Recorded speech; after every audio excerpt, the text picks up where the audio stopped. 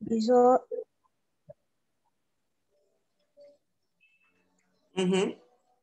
c'est-à-dire que la tortue, elle, bon, la tortue qui veut nager, qui veut apprendre à nager, fait une planification à long terme. Elle a une vision plus large. Et celle qui, et la tortue qui veut apprendre à faire 1 kilomètre, c'est celle qui s'est fixé un objectif à court terme. D'accord. Ok, très bien. Une autre réponse de Herman Poissy. Ok, bonsoir à tous. Bonsoir. Pour moi, ici, la différence, c'est le terrain. Bon, nager, c'est dans l'eau, et puis, bon, courir, c'est sur la terre. C'est ce que je comprends ici. D'accord. Une dernière tentative de Max. Bonsoir à tous. Oui, bonsoir. Selon moi, c'est dans la différence se trouve dans les aptitudes innées. La tortue, je ne pense pas que ce soit dans son talent de marcher plus vite. D'accord. Mais pourtant, dans l'eau, exceller facilement. Donc, je pense qu'elle concentre ses objectifs sur là où elle est censée être beaucoup plus apte à montrer quelque chose, à sortir quelque chose. Selon moi, c'est ça la différence. Très bien, très juste. Une autre contribution de Kra et Laetitia, et puis je vais continuer.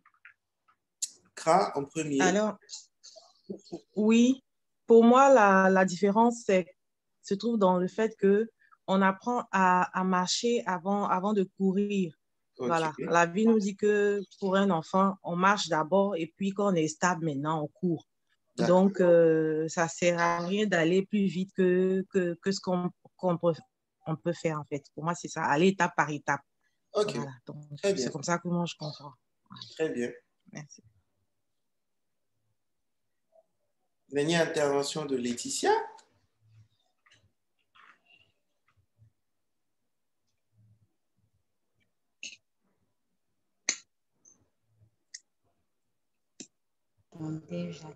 Allô? Allô, bonsoir. Oui, bonsoir.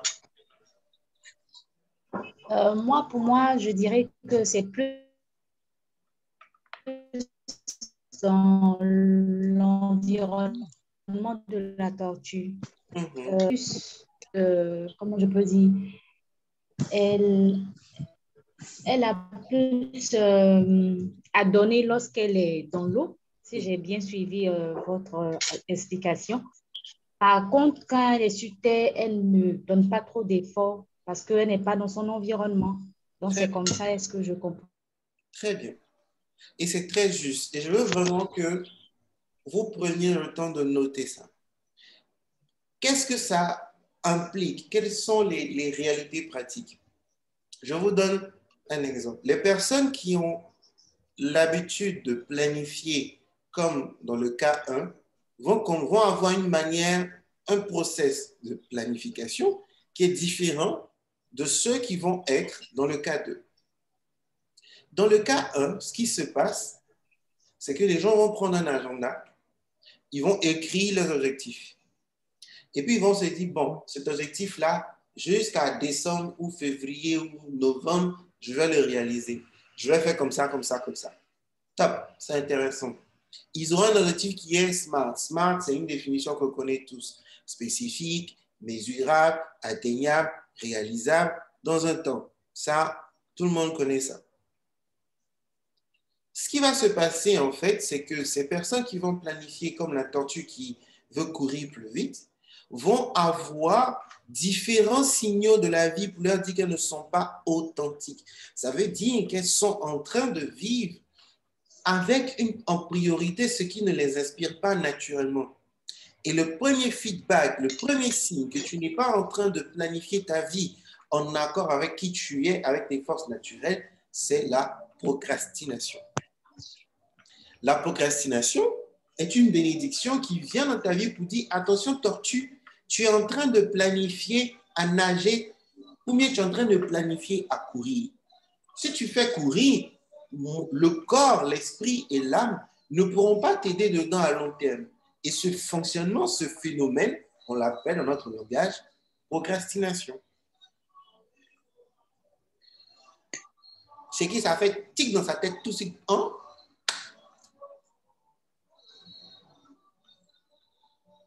Avouez. Si ça fait tic dans ta tête, il faut dire hein.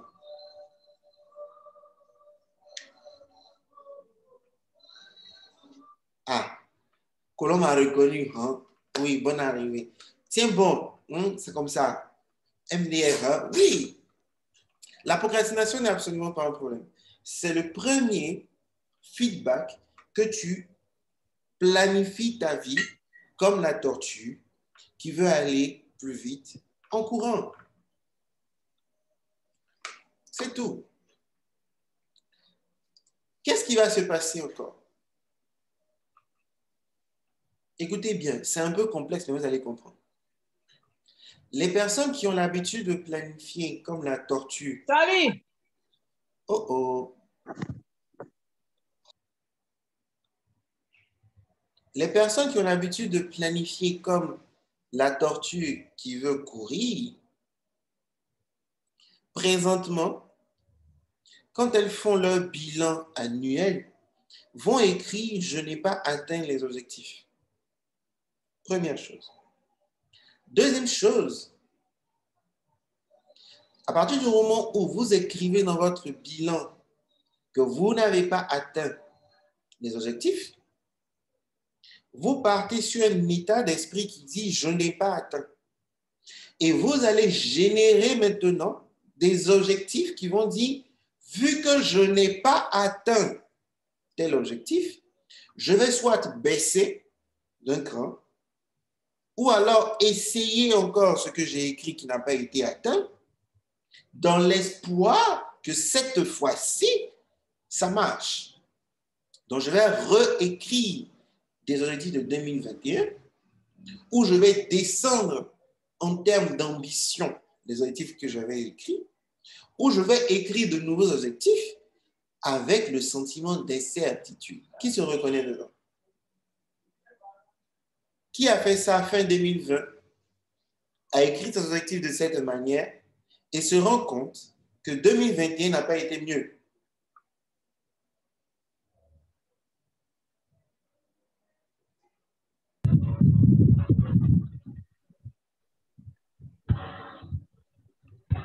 Qui se rend compte de ça?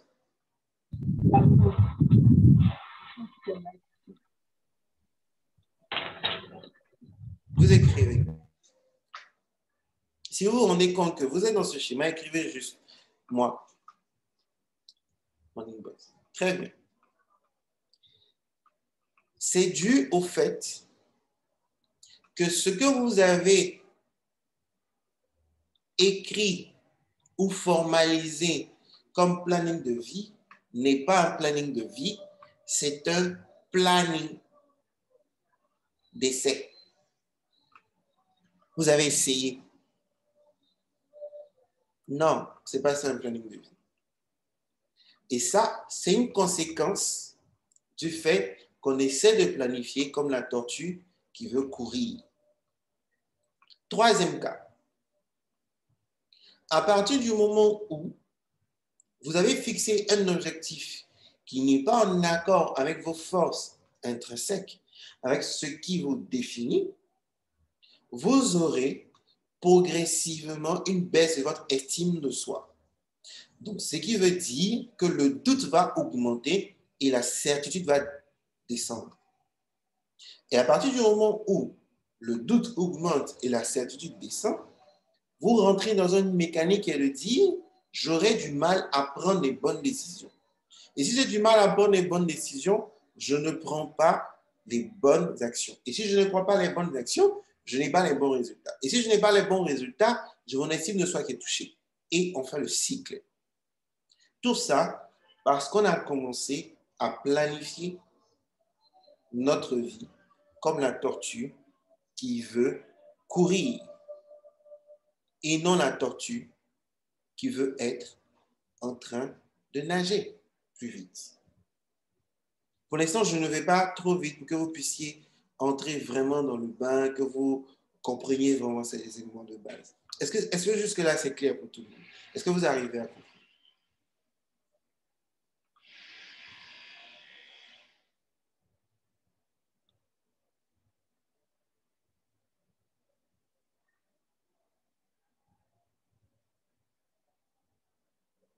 Très bien.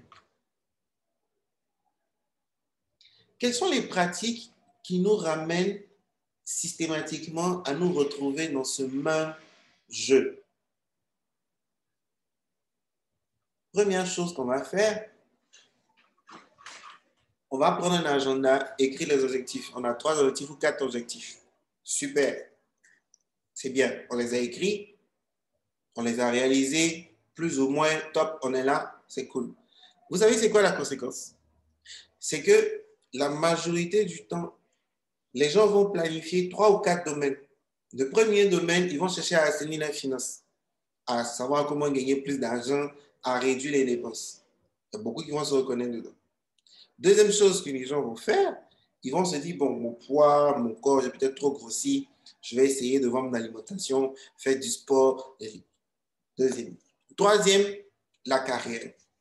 Il faut que j'aie une promotion, il faut que je travaille un peu plus, il faut que. Très bien. Voici les 3 domaines où les gens vont planifier leur vie. Alors que nous avons 8 domaines de vie. Nous en avons 8. Et ça veut dire quoi?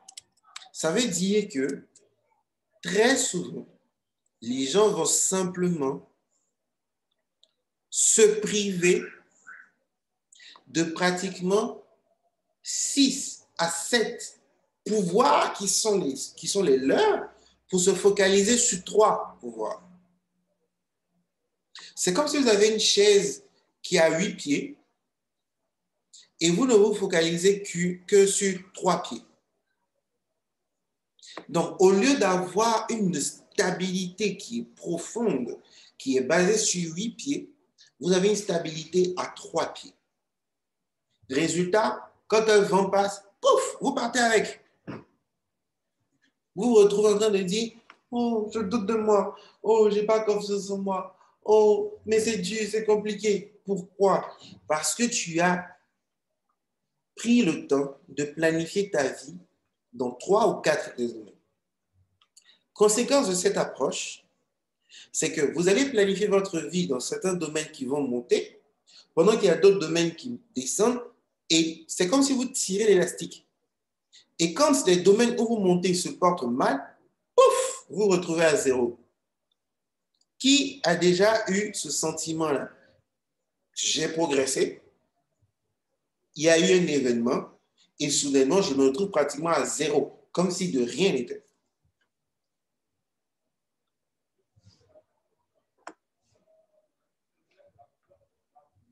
Très bien. Et ça, c'est dû au fait qu'on nous a habitués à croire, en fait, que planifier sa vie, c'est se focaliser sur 3. Donc, il y a déjà là 3 biais de planification que je vous ai présentés. Le premier biais, c'est d'aller directement à la fixation des objectifs. Ça, c'est le premier biais. Le deuxième biais, OK?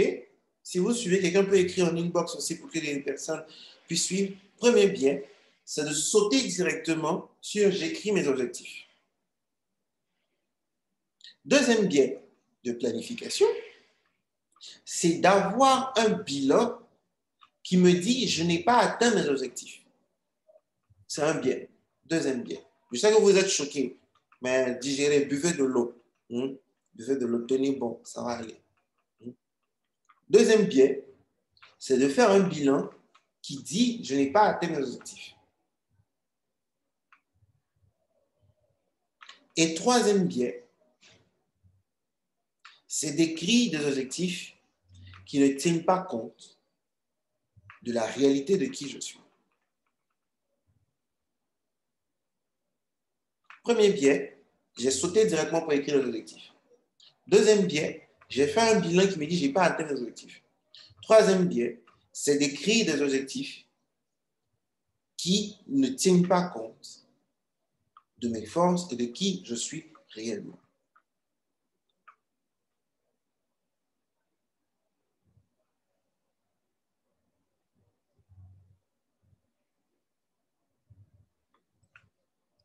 Qui est choqué déjà? Ouvre ton micro, me dit, qui est déjà choqué?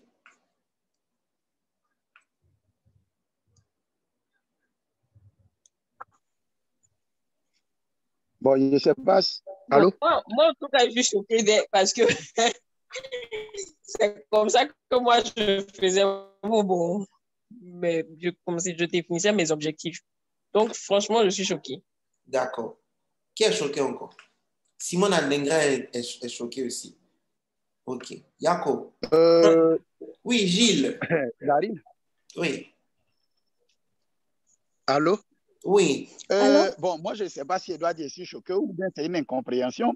C'est le fait de dire, quand on fait un bilan et puis dit que le bilan est négatif. C'est un biais. Bon, je ne sais pas, je ne comprends pas. Donc, je ne sais pas si c'est ça qui me choque, mais je ne comprends pas.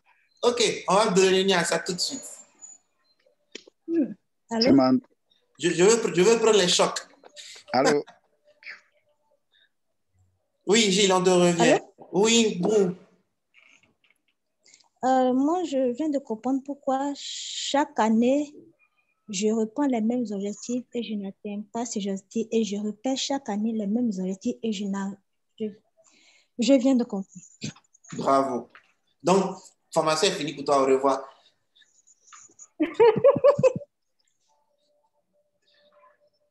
C'est bon? Donc, je vais venir sur le deuxième point que Gilles a évoqué. C'est normal que ça change. Et je vais expliquer. Si vous êtes comptable, vous suivez la comptabilité d'une entreprise, il y a actif et passif. Si vous vous retrouvez avec un bilan qui est négatif, c'est qu'il y a un déséquilibre entre actif et passif quelque part. Et s'il y a un déséquilibre, il y a une correction à faire. On se comprend? Si vous faites du marketing, vous faites de la vente, vous faites le bilan de votre entreprise, on dit 0 vente. C'est bien, c'est correct. Mais cette manière de procéder fonctionne pour des entités qui ne sont pas humaines. L'humain que vous êtes ne peut pas fonctionner hors de l'équilibre, hors d'un état de stabilité qui veut dire que j'ai la même quantité de pour et de contre. Ce serait comme s'il y aurait une partie de votre cerveau ici qui fonctionne super bien et l'autre partie qui ne fonctionne pas super bien et vous dites que vous êtes bien. Ça ne peut pas fonctionner. Le principe humain de qui vous êtes est un principe d'équilibre. Si vous avez trop chaud, il y a un problème. Si vous avez trop froid, il y a un problème. Il faut un équilibre. Si vous avez trop peu d'argent, il y a un problème. Si vous avez trop d'argent et que ce n'est pas gérable, il y a un problème. Si vous avez trop peu d'eau dans le corps, il y a un problème. Si vous avez bu trop d'eau aussi, il y aura un problème. Donc, le bilan de vie, quand on fait de la planification de vie, ne peut jamais être négatif. C'est strictement impossible. Pour que ce soit négatif, il faut que vous ne soyez plus sur Terre. Là, il sait qu'il y a un autre choc qui est passé encore. Donc, s'il y a quelqu'un qui veut dire « Ouh », exprime-toi. Exprime ton « Ouh ». C'est important d'exprimer.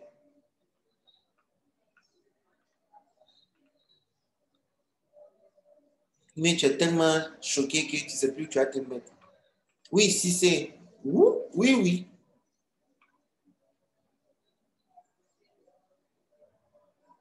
Et je vais aller plus loin.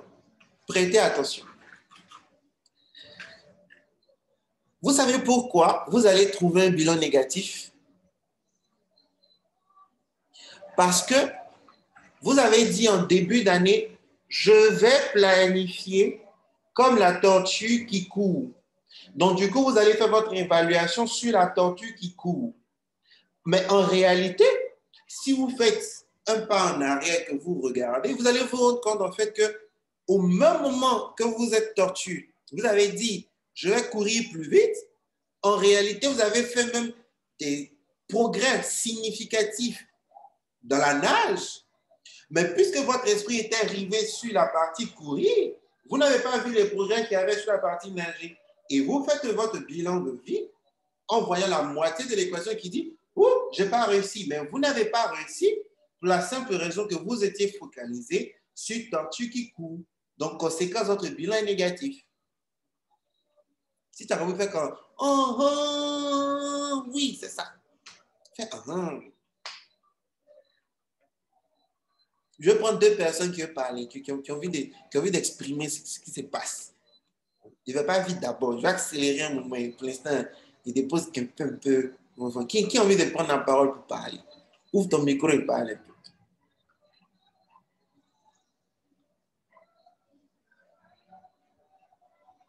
Ah! Vous êtes tellement choqués que personne ne veut parler. Oui. Simone, dis-moi. Alors, ok, j'ai des points positifs. Mais est-ce que ça veut dire pour autant que mon bilan est plutôt positif? Bon, peut-être parce que je suis assez focus sur ce que j'avais en tête, donc j'ai l'impression que mon bilan est négatif. Mais le fait d'avoir un ou deux autres points positifs, est-ce que ça vient couvrir totalement tous les autres points négatifs? Bon. Si ce n'est pas des points où je ne suis pas censée... si je ne suis pas en train de vouloir forcément courir parce que je ne sais pas courir, mais si malheureusement mon objectif était aligné à qui je suis et que je n'ai pas réussi, est-ce que ces quelques petits points positifs là viennent quand même tout couvrir et puis dire que le bilan est pour autant positif en fait? C'est la question que je me pose. Très bien. Donc toi, tu n'es pas choqué de ta question. Non, j'ai plutôt bien compris. OK. Non, on va prendre quelqu'un qui est choqué. Il faut qu'on écoute une personne choquée quand même. Maintenant, s'il n'y a personne qui soit choqué, c'est bien. Ça veut dire que ça passe. Donc, il peut continuer le choc. Personne n'est choqué, ça va. On digère. Brou, parle-moi. Bug qui est là, viens me parler ici. Ouvre le micro, parle-moi.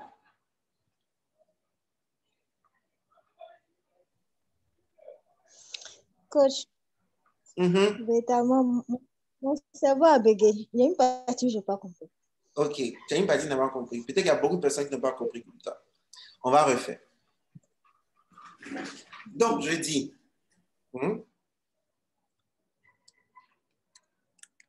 tu as ta tortue, d'accord? Tu as une chic, jolie tortue qui dit, 2021, mon objectif, c'est de courir plus vite. Donc, elle donne toute l'énergie nécessaire pour courir plus vite. Elle s'organise pour courir plus vite. Elle va faire des to-do list pour courir plus vite. On se suit jusque-là, Brou? Oui, coach. Très bien. Mais en vérité, là, parce qu'elle a pour nature nager, quand elle finit de courir, elle va où?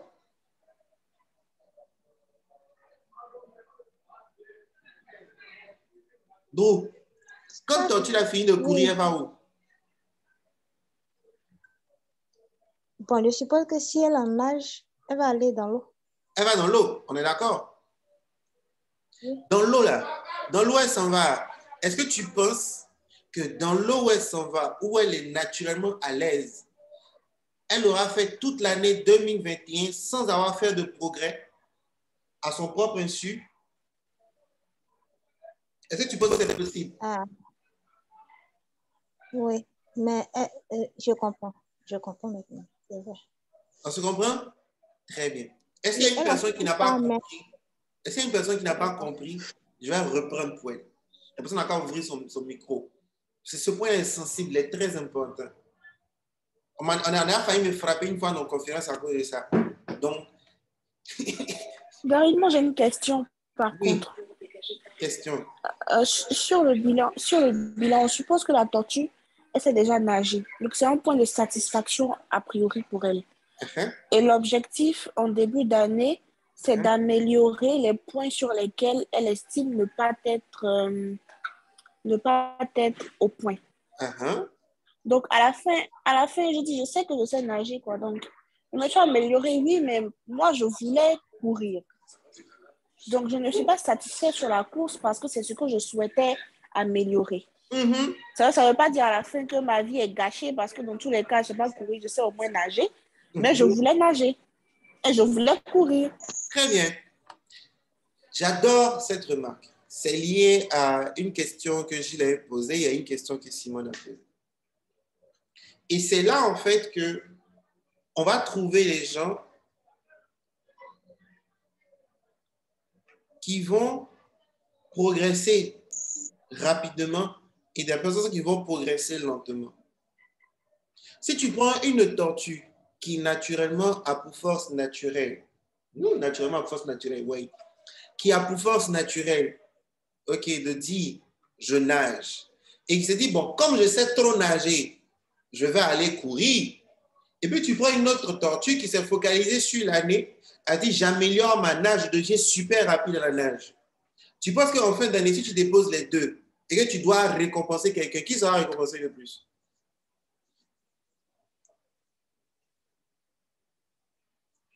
Tortue qui nage. Mais on les récompense sur quel... On se comprend? Ça dépend de la base sur laquelle on les récompense. Et ça va? Oui. Et ça va arriver pourquoi? Pour la simple raison que tu es un être qui est capable de faire énormément de choses. On se comprend? Tu peux te dire aujourd'hui, je vais aller cuisiner. Tu peux te dire demain, je vais aller faire bâtiment. Tu peux te dire aujourd'hui, je vais aller faire SVT. Tu peux te dire demain, après-demain, je vais faire géographie.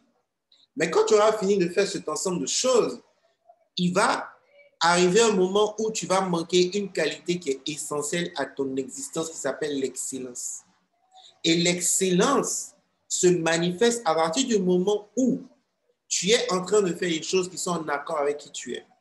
Résultat, la tortue qui va planifier sur « je cours », elle va mettre du temps pour y arriver, ce qui n'est pas prioritaire. Elle va dépenser de l'énergie, elle va moins faire de bons, elle va moins avoir d'accélération de résultats pour ensuite se dire « ouh, un matin, mais je suis lent, je ne suis pas encore arrivé là. Je n'ai pas pu faire ça, je n'ai pas pu faire ça. Pourquoi? Parce que j'étais focalisé sur ce qui est une faiblesse, à vouloir la corriger, que de me concentrer sur ce qui est une force et de déléguer ce qui ne m'inspire pas naturellement.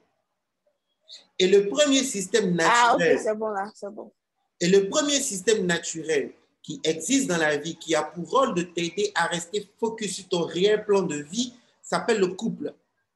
Le rôle de ton conjoint, c'est de venir prendre l'ensemble des autres domaines où tu n'es pas naturellement inspiré pour que lui soit inspiré, qu'il les accélère, que toi tu accélères où tu es fort et que vous deux vous accélérez plus vite. On a pour compagnie n'a plus aujourd'hui, mais on va faire avec. Est-ce que c'est plus clair pour tout le monde? C'est comme quelqu'un... Oui, c'est bon, là, c'est clair. C'est comme un attaquant. Tu es un attaquant, tu es capable de peut-être jouer la défense, ok? Tu as les skills. Mais si tu joues en défense, tu vas pénaliser l'équipe parce que ton skills de défense n'est pas plus exercé, plus fort que ton skills d'attaque. Résultat, quand tu seras en défense, tu vas commencer à perdre en estime de soi au lieu de grimper en estime.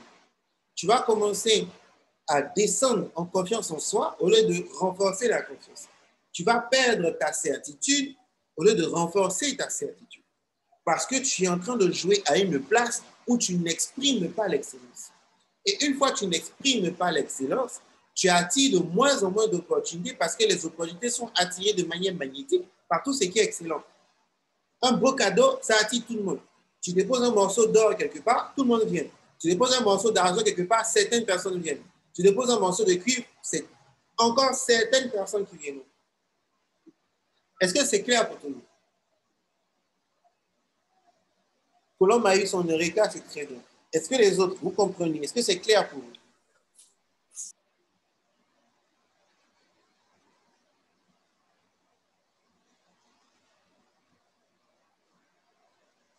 Donc, si je comprends, Daryl, ça veut dire qu'en fait, on n'est pas en train de chercher à avoir un peu de tout, mais à être excellent dans ce pourquoi on est là et d'être satisfait de ça. Pourquoi toi, attaquant, tu veux faire milieu défensif? Ce qui n'est pas pour toi n'est pas pour toi. Ce qui est pour toi est pour toi. Pourquoi tu veux faire tous les postes de l'équipe?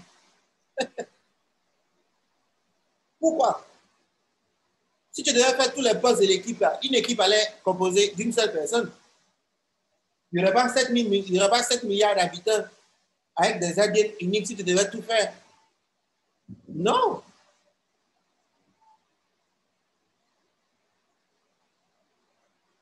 Est-ce que c'est clair pour tout le monde?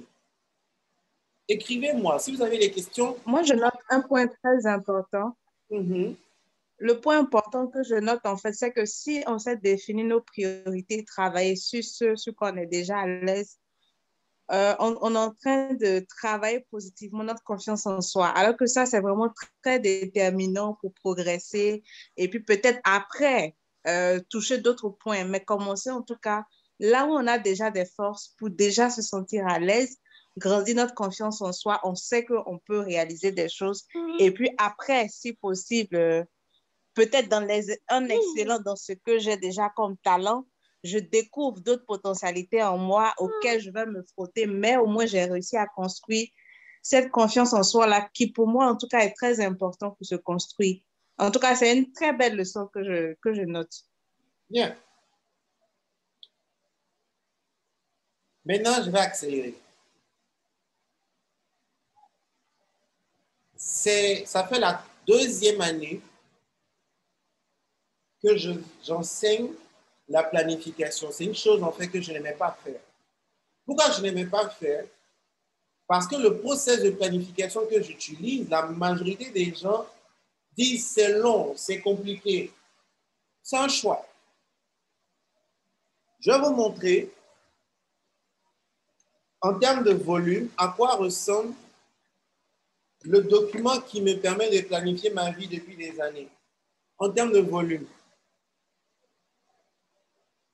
Ça, c'est juste une année.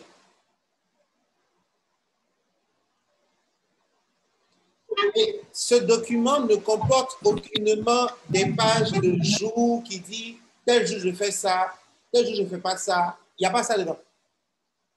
Tel jour, il y a une différence entre planifier sa vie et organiser sa vie.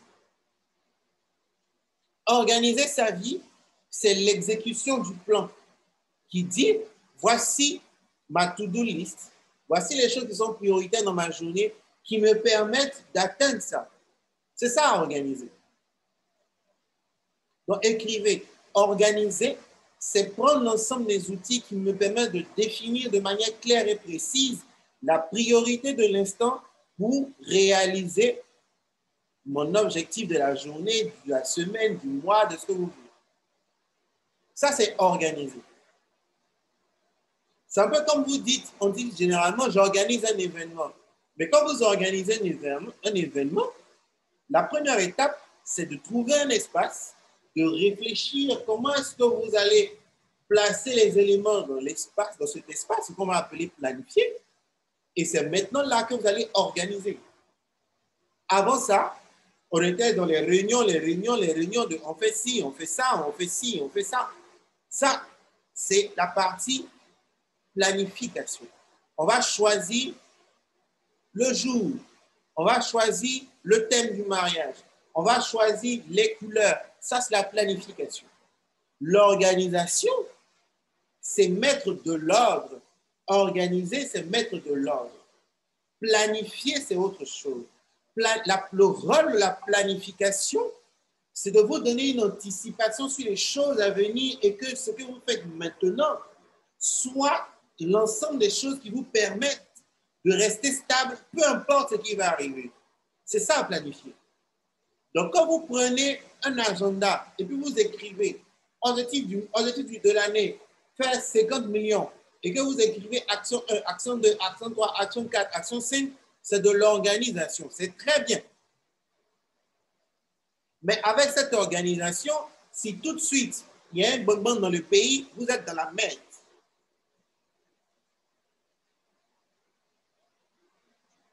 Est-ce que ça clarifie les choses pour quelqu'un?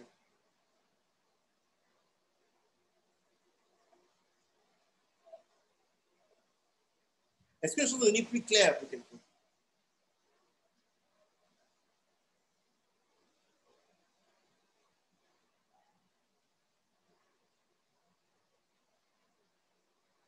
Il n'y a pas de réponse. C'est quoi? Vous êtes choqué? Est-ce que vous pouvez revenir sur la définition de planifier, s'il vous plaît? Planifier, c'est anticiper la réalisation de ma vision et de ma mission. Planifier, c'est anticiper la réalisation de ma vision et de ma mission. Organiser, c'est mettre les outils, la structure, l'ordre nécessaire pour que se manifeste le plan que j'ai écrit.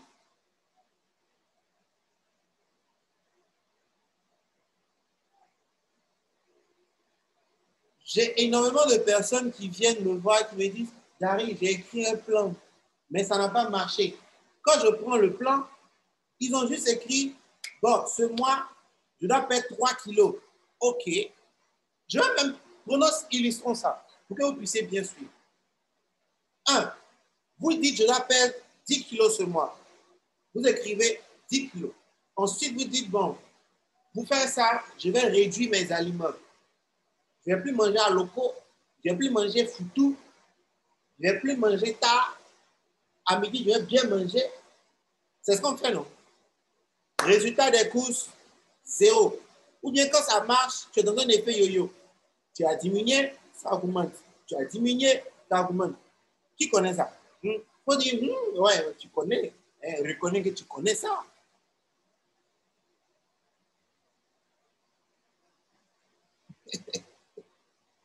On se comprend?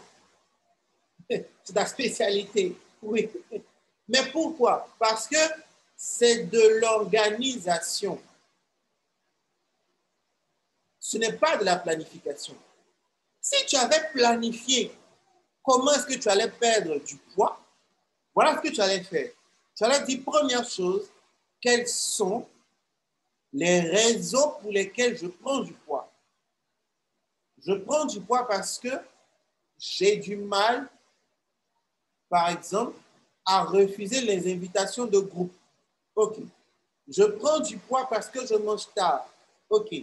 Je prends du poids parce que je stresse. OK. On m'entend faiblement. C'est bon, tu m'entends mieux?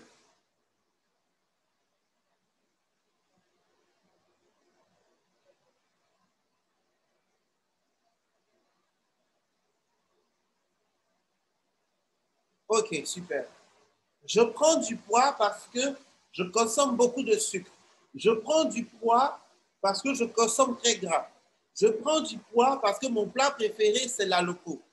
Ça, tu es dans les 1% de ce que c'est que planifier.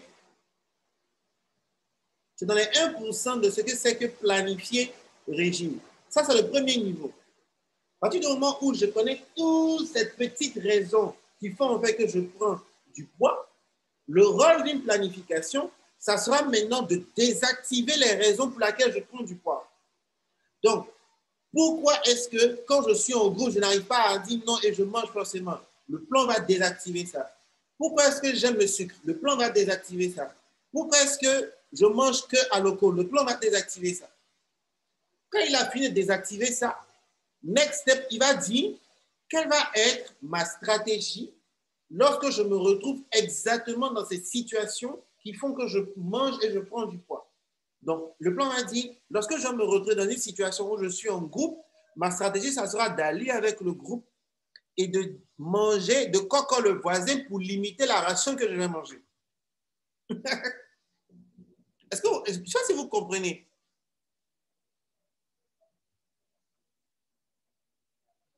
Avec cet exemple-là, s'il y a quelqu'un qui veut que je reprenne, je vais prendre cet exemple-là pour vous montrer ce que c'est que planifier, en fait, que ce soit vraiment clair et fin, parce que c'est très fin, la planification. Il faut que je reprenne. OK.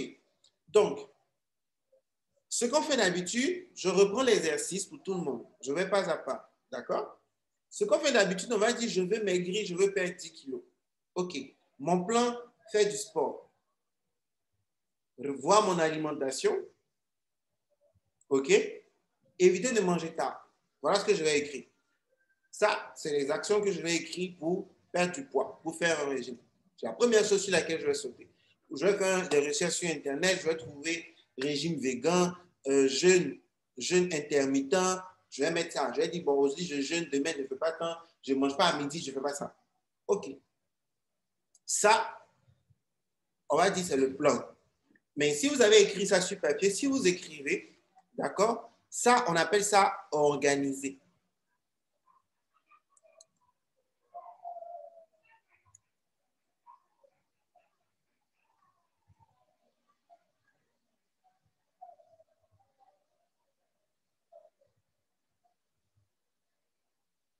Je vais vous aider en faisant ça. Je vais partager ça pour vous. OK? Donc là, je vais dire goal, perdre 10 kilos. Est-ce que tout le monde voit mon écran?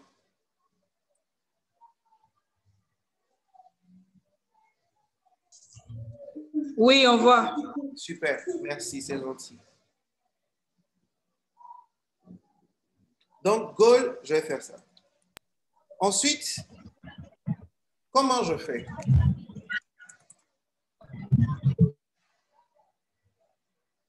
Comment je fais?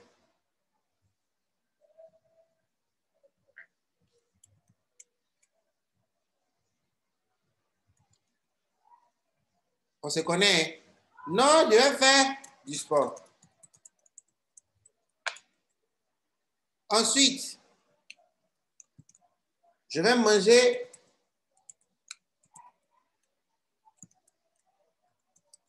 léger. Et puis, troisième action, je ne mange plus à loco. Et à loco, il faut qu'il mette parce que vraiment, ça attrape tous les gens. OK. Donc, c'est ce que je fais. Ça, c'est ce que les gens font. Ils vont courir, aller en salle et autres. Ça, je vous dis que cette manière de faire là, vous devez l'appeler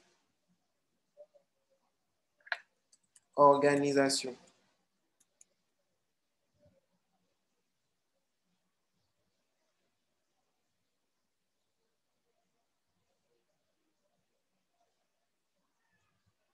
Ça, c'est organisation. Est-ce que tout le monde me suit jusque-là?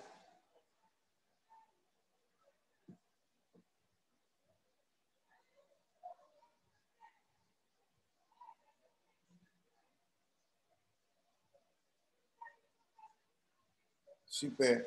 Donc, on me suit. Très bien. Maintenant, voilà ce que c'est que planifier. Quand on va dire je fais une planification.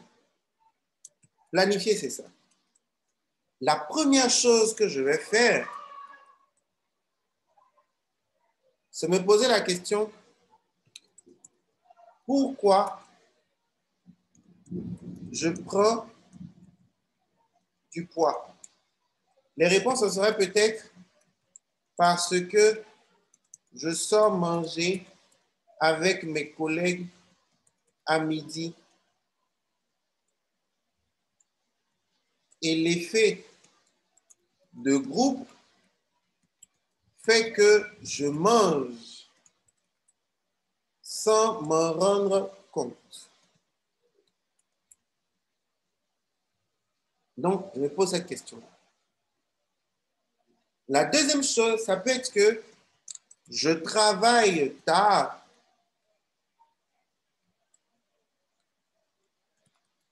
Donc, je ne peux pas refuser le plat de madame.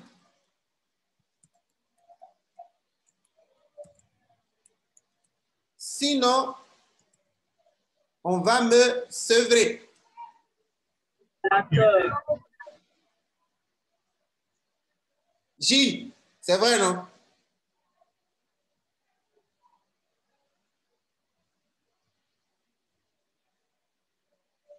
Tout à fait raison, Daryl. OK.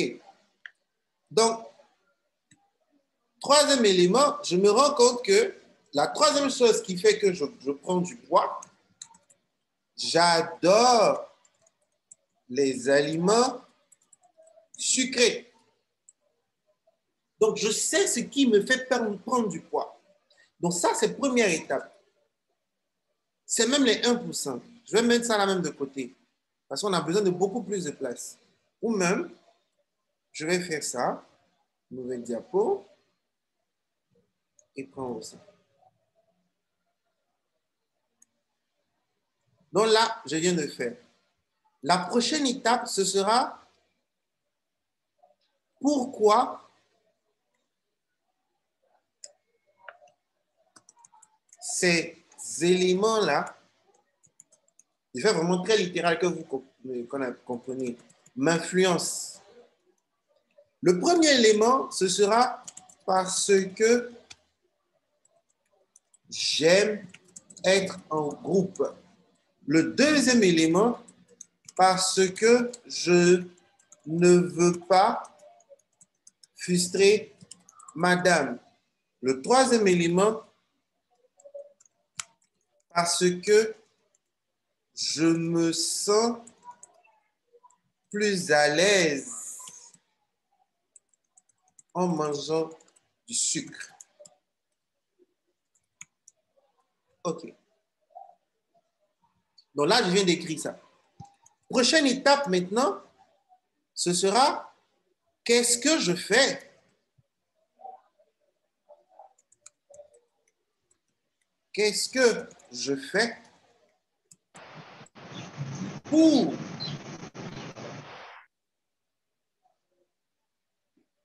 donc la prochaine étape, qu'est-ce que je fais pour désactiver ces sources de prise de poids?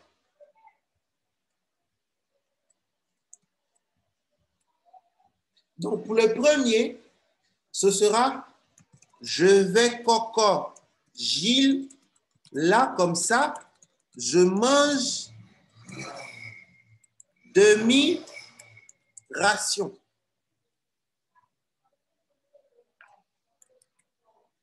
OK. Et puis, en regardant ça, parce que je suis en train de planifier, je vais me rendre compte que vu que j'aime l'effet de groupe, ma deuxième stratégie, ce sera de passer plus de temps avec Jacques, qui aime faire le sport, alors que moi, je ne fais pas autant que lui. Pourquoi? Il me mettra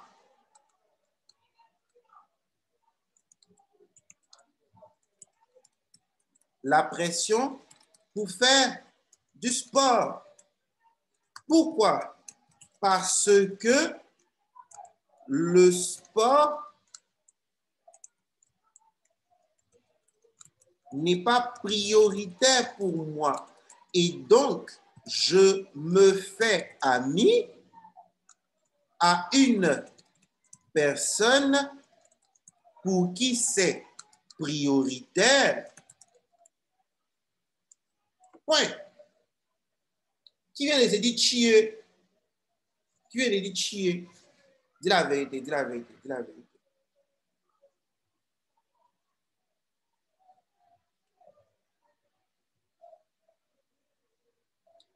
On a vous êtes bouleversé, vous n'arrivez même pas à répondre.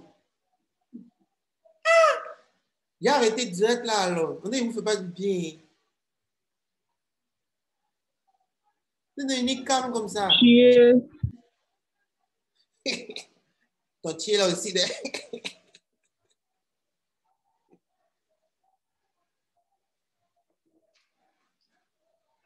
Alors seulement, on t'écoute. OK. OK. Donc ça, je fais ça. Ensuite, qu'est-ce que je fais? Je sais que je ne veux pas frustrer madame. Donc, si je ne veux pas frustrer madame, ce que je vais faire pour désactiver cette frustration, ça peut être que, d'accord, je vais faire, je dis un truc comme ça, hein, c'est juste une idée. Je vais faire en sorte, je dis un truc comme ça, c'est vraiment un exemple, de me faire livrer son plat pour le manger au bureau.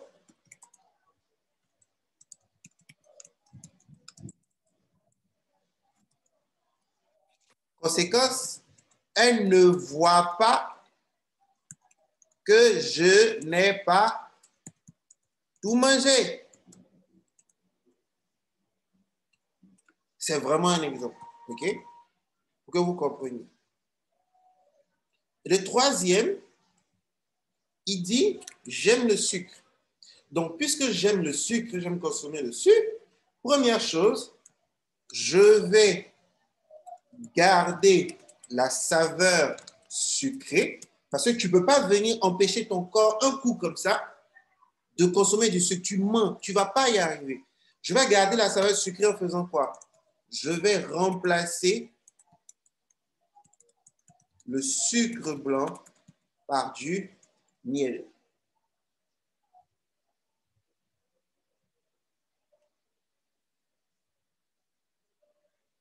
Ça, c'est le troisième niveau. Le quatrième niveau, Jacob, vous allez comprendre.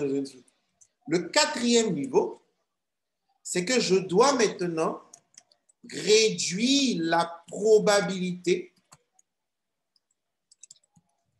de retomber. Miel, c'est pas doux, reste dedans. Je dois maintenant réduire la probabilité de retomber dans ces sources de prise de poids. Comment? En activant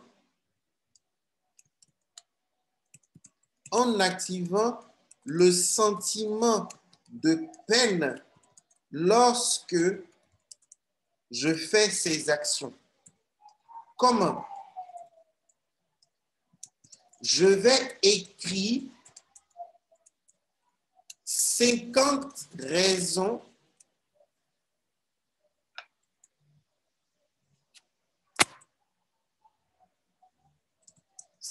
conséquences négatives de faire ces actions de prise de poids.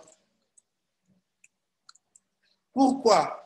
Parce que si je fais ces actions encore et encore, c'est parce que mon cerveau, il y trouve plus de raisons de les faire que de raisons de ne pas les faire. Donc, il faut que j'augmente les raisons de ne pas les faire pour que ce soit clair pour mon cerveau, pour qu'il bloque l'action. Un exemple pratique. Si par exemple, vous avez l'habitude de consommer, je ne sais pas, vous aimez bien consommer, allez, le GABA. Vous consommez GABA. Et puis, quelqu'un vient vous dire tout de suite que plus vous consommez GABA, plus vous allez devenir pauvre. Vous allez dire, tu vois, ça fait, comment ça? Tu vas l'écouter. Oh, ça fait quoi? Tu vas dire, bon, c'est ça, je ne vais pas laisser GABA, mais je vais diminuer.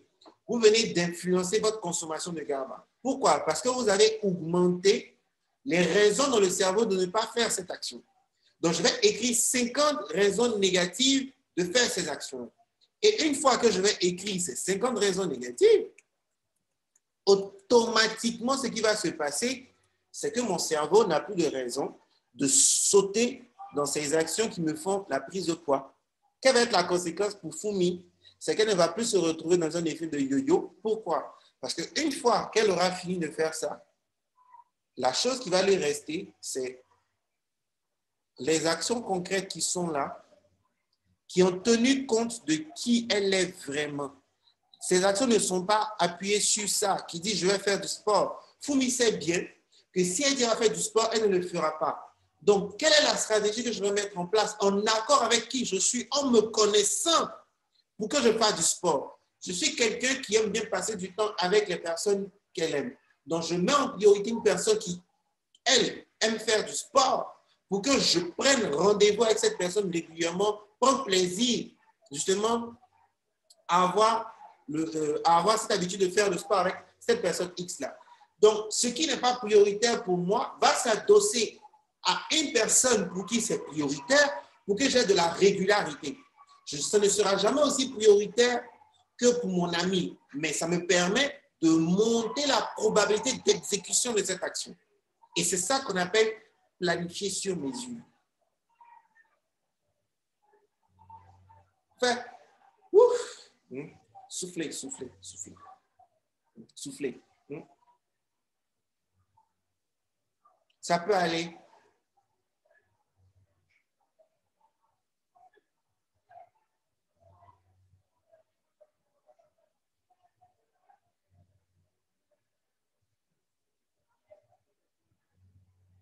Et ils sont tout calmes comme ça. Ils sont débarqués.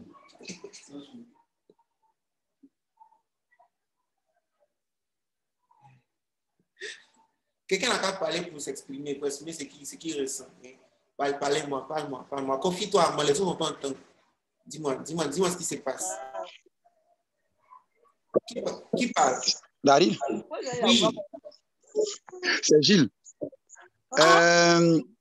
Moi, j'avais, comme tu dis là, avant, je faisais que organisation, quoi. Mais je viens de me rendre compte que c'est ce qui fait qu'à chaque fois, je n'atteins pas les objectifs et que je retombe là-dedans. Mais en voyant tel que tu expliques jusqu'à où il faut désactiver même cette source qui crée ça afin de réduire même les probabilités d'y retomber, je me rends compte que si je fais comme ça, déjà, j'ai l'objectif à atteindre et ça sera facile de les réaliser. Mais là, merci déjà. Je me rends compte de plein d'erreurs que je fais. Et c'est pas que tu fais des erreurs. C'est juste que on n'a pas enseigné aux gens comment faire une planification de vie. C'est différent. On n'a pas enseigné aux gens comment faire une planification de vie. Est-ce qu'il y a une autre personne qui veut intervenir?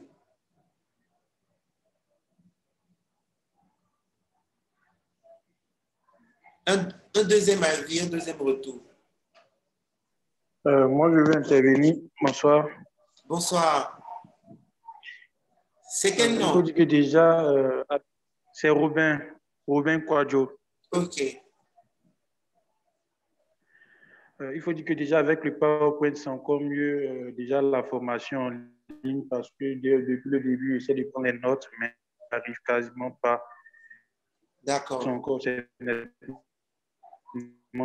mieux. D'accord. Et déjà, la définition avec l'organisation et la planification, c'est vraiment, on comprend mieux. Et tout comme mon prédécesseur, on ne fait que s'organiser, mais on ne planifie pas nos objectifs, nos différentes visions au niveau de l'année. C'est super. C'est super.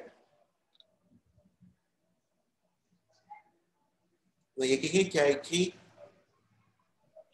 je viens de me rendre compte que je suis passé expert en organisation et je ne sais pas quoi faire pour prendre. Toi, tu veux prendre 10 kilos. Pourquoi? Comment c'est que tu vas voir?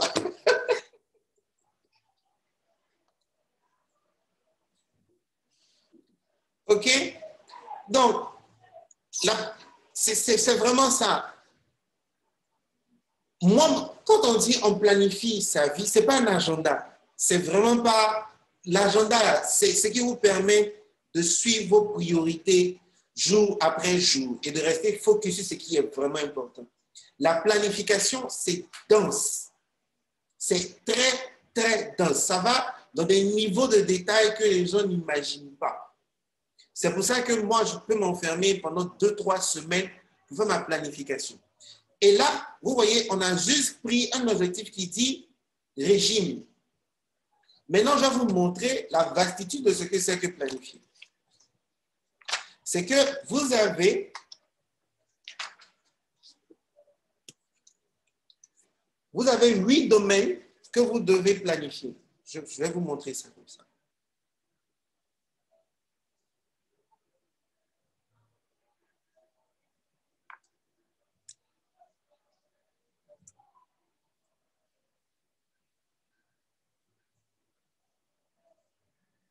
Je vous montre juste cette image. Ce sont les 8 domaines de la vie.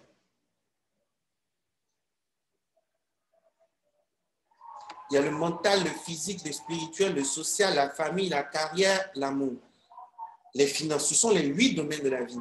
Et un planning de vie prend en compte l'ensemble des 8 domaines. Et si vous avez 3 objectifs par domaine, ça veut dire que vous avez 3 fois 8, vous avez 24 objectifs. Et chacun de ces objectifs doit passer au filtre du processus que nous avons vu plus haut.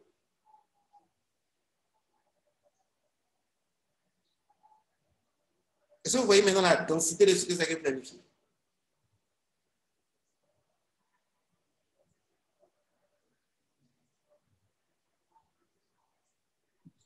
En fait, les gars, je suis en train de les choquer, ils ne savent plus. Il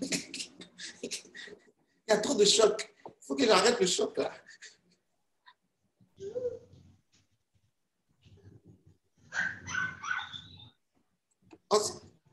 Pas de choc, c'est bon? OK.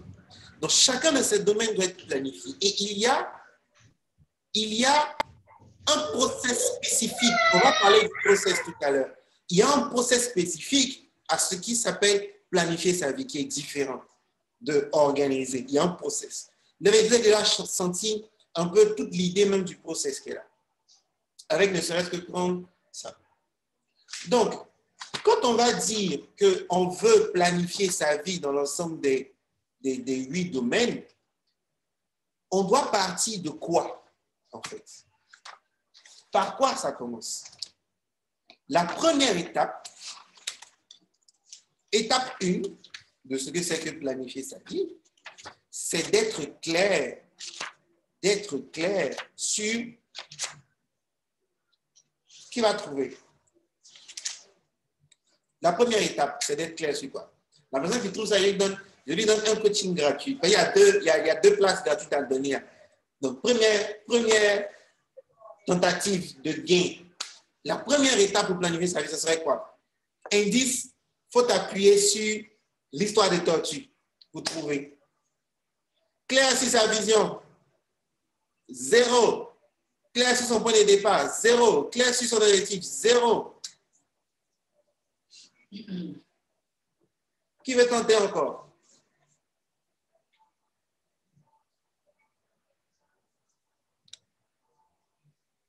Clair sur ses capacités, tu es sur la bonne voie.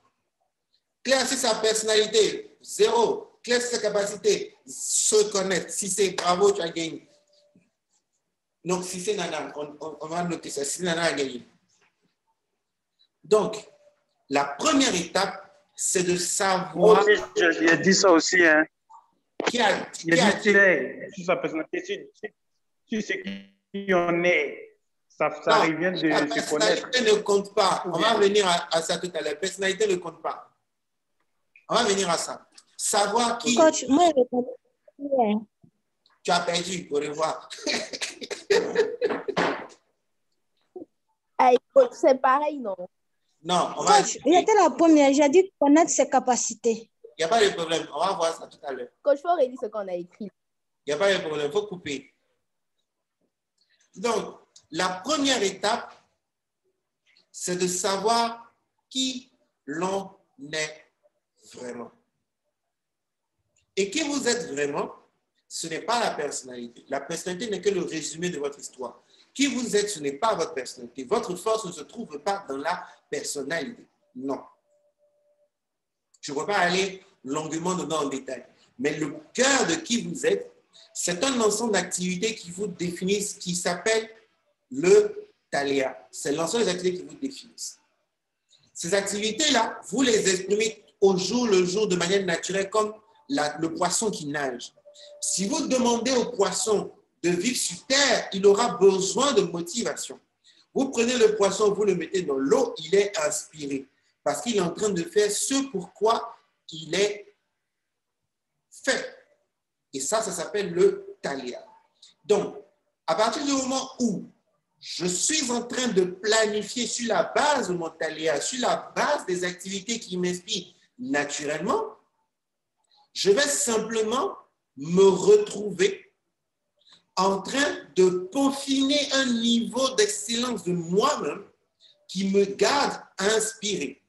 Et à partir du moment où je suis constamment inspiré, ça veut dire en fait que je suis créatif.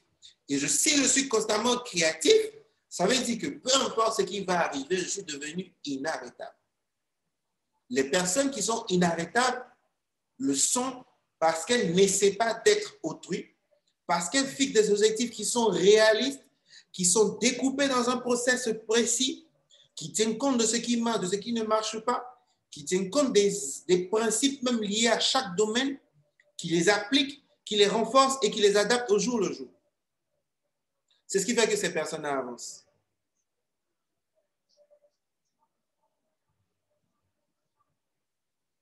Donc, la première étape, c'est de clarifier qui je suis en découvrant les activités qui m'inspirent naturellement. La deuxième étape, ça va être de faire mon bilan. Et à ce niveau, il y a une manière de faire le bilan qui va vous permettre deux choses hyper méga importantes. Deux choses.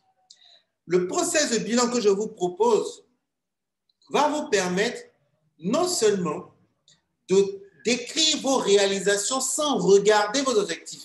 Parce que si vous regardez vos objectifs pour faire votre bilan, vous n'allez pas laisser émerger en fait l'ensemble des choses que vous avez faites, que vous avez oubliées et qui sont profondément importantes.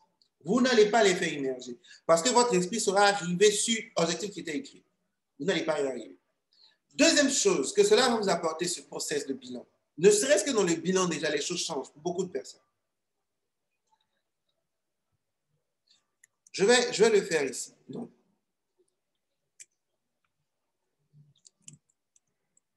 étape 1, je vais savoir qui je suis vraiment. Ça, c'est l'étape 1. Ensuite, étape 2, pour aller vite. Étape 2, je vais faire maintenant mon bilan. Dans l'exécution du bilan, je fais la liste de mes succès sans regarder les objectifs que j'avais écrits. Jamais vous ne devez faire votre bilan au regard des objectifs écrits. Non, vous ne le faites pas.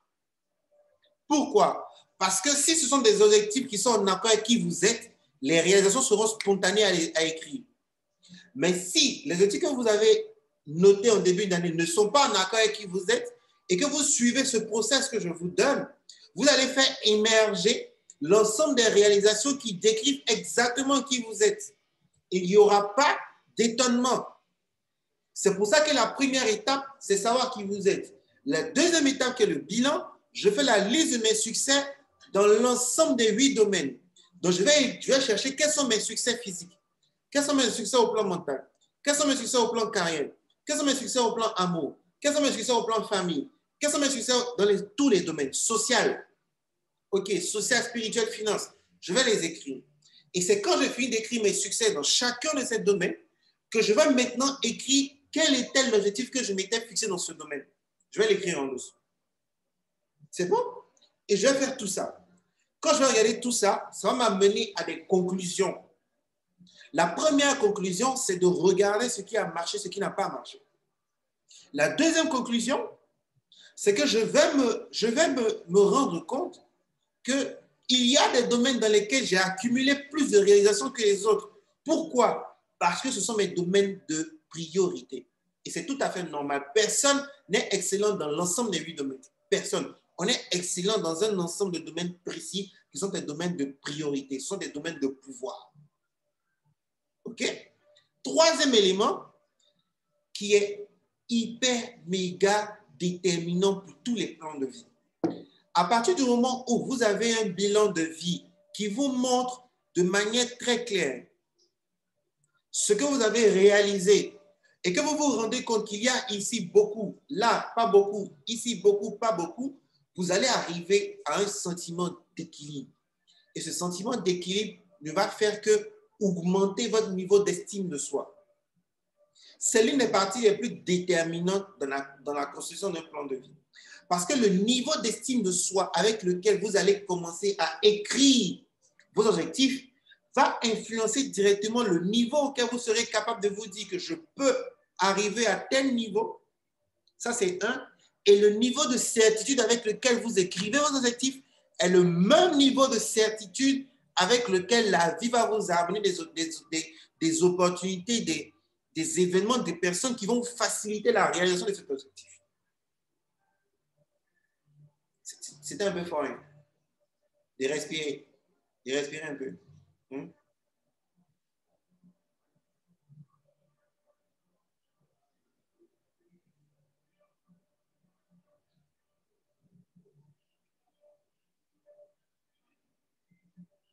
Il n'y a rien compris même.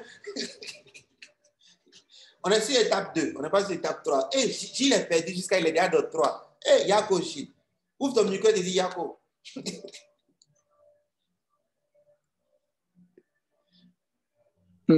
Merci.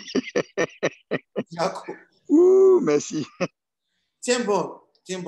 Reste concentré. C'est pas facile, je sais. Reste concentré. Donc, je reprends. D'accord?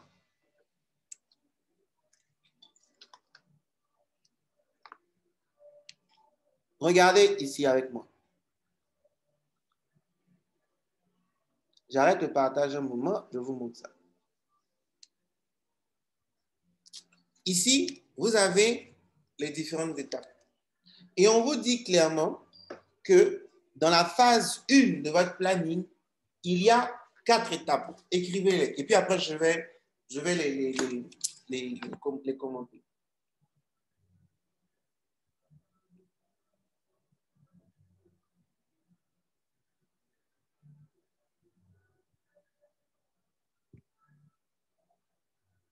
Première étape. Voilà. Là, comme ça, vous allez aimer. Je fais ça. Première étape, savoir qui vous êtes. Deuxième étape, faire son bilan de l'année écoulée. Troisième étape, découvrir sa mission de vie. Quatrième étape, comprendre le processus créatif. Ça, c'est la première phase du planning. OK? Et ensuite, il y a une deuxième phase. Dans la deuxième phase, vous allez lister vos objectifs. Après avoir listé vos objectifs, vous allez maintenant planifier chacun des 8 domaines de la vie. Vous allez planifier le plan mental avec les 3 objectifs, suivre le process sur chacun des objectifs, jusqu'à arriver au plan financier.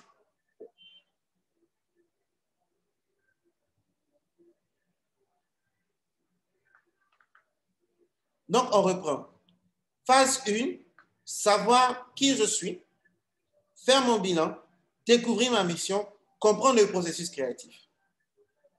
Phase 2, je vais lister mes objectifs inspirés et maintenant planifier l'ensemble des 8 domaines de la vie.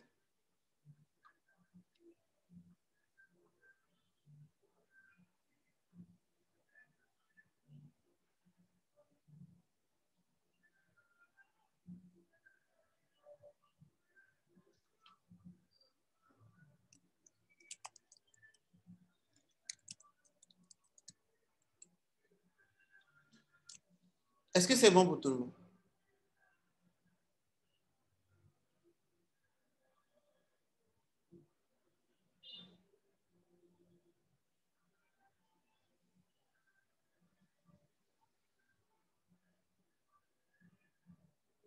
Oui, on va mettre à disposition la vidéo. Tu as payé un peu seulement, Linda. Un peu seulement. Tu as payé un peu seulement. Tu définis ton prix, tu payes. Toi-même, tu choisis. Si tu payes 100 francs, il te donne à 100 francs. Il n'y a pas de problème. Mais comme tu es quelqu'un de bien, tu vas même faire ça. Est-ce que c'est bon pour tout le monde? Vous suivez? Quelqu'un me dit yes pour que j'accélère maintenant. Première étape, deuxième étape, troisième étape, quatrième étape à l'écran. C'est bon. Et ensuite, les étapes 2. La phase 2 avec les différentes étapes à suivre. OK?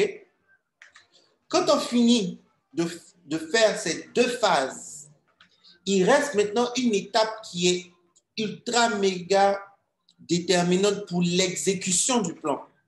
Et cette étape, c'est ce que j'appelle vivre son plan.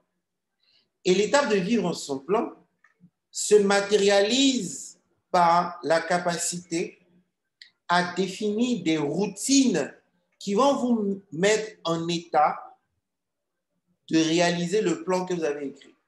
Parce que si vous vous levez chaque matin avec l'idée que vous êtes fatigué, je ne m'en sors pas, c'est triste, c'est la fin du monde, ils ont cassé ma boutique, et vous n'allez pas vous en sortir. Donc, l'étape numéro 14, qui est une étape particulière, c'est de vivre son plan. Et vivre son plan, il y a des outils qui vont vous permettre de vivre votre plan qu'il faut définir sur l'ensemble des domaines. Donc, le premier outil, c'est les affirmations. Les affirmations ont une condition particulière pour qu'elles fonctionnent. On vous l'explique dans le process. Ensuite, vous devez définir votre routine quotidienne qui vous permet de faire quoi? De garder un état d'esprit très élevé. Et c'est parce que vous avez un état d'esprit très élevé que vous accomplissez des résultats élevés. Très souvent, les gens me disent, Dari, tu es tout optimiste. Je ne suis pas quelqu'un d'optimiste. Non, je ne suis pas quelqu'un d'optimiste. Je suis juste une personne qui est constamment en train de travailler à garder un état d'esprit élevé. C'est tout ce que je fais. Jour et nuit, je travaille à garder un état d'esprit élevé. Et ça, c'est dû à ma routine quotidienne. Donc, vous avez 14 étapes qui vous permettent de faire un plan de vie. On ne pourra pas voir l'ensemble des 14, c'est clair. Mais je vais vous donner des outils, des clés qui vont vous permettre aujourd'hui d'embrasser ce processus-là. OK? Premier outil, comme je l'ai précisé au niveau du bilan, faites la liste de vos réalisations.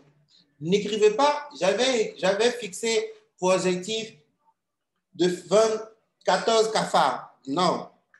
Qu'est-ce que j'ai réalisé dans chacun des domaines?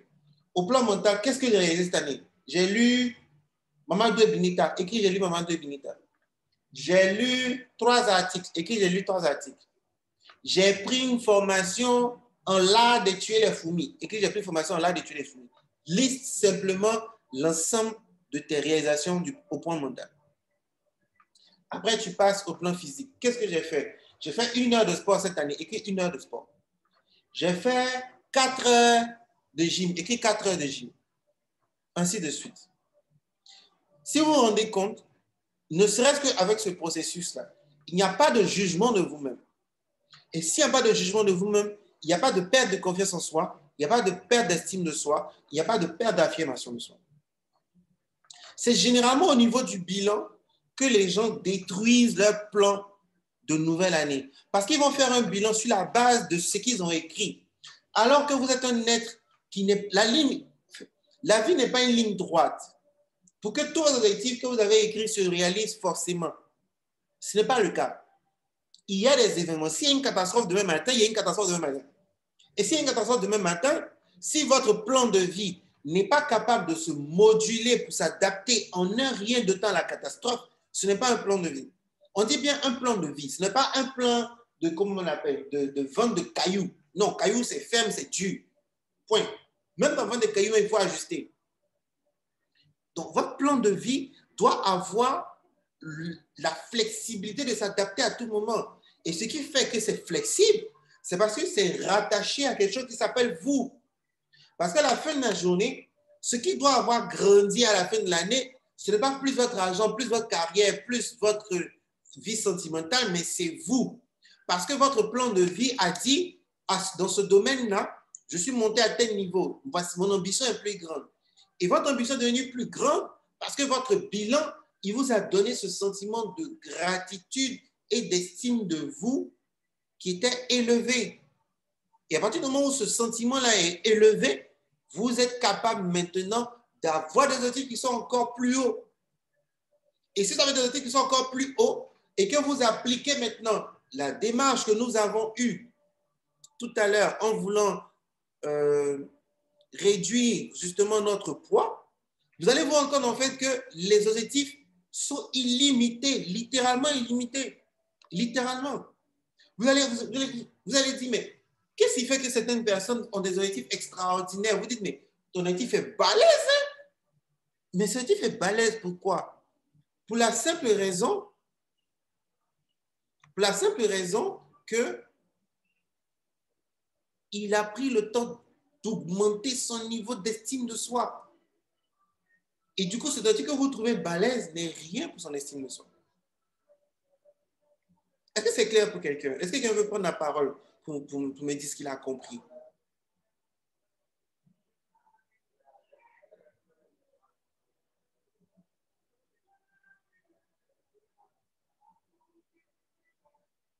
Une autre personne n'a pas Gilles. Gilles a tout répondu. Personne ne prend la parole.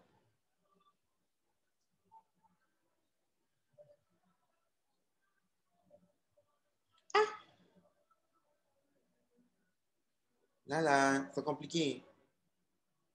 Si c'est Nana, il faut parler. On t'a désigné maintenant.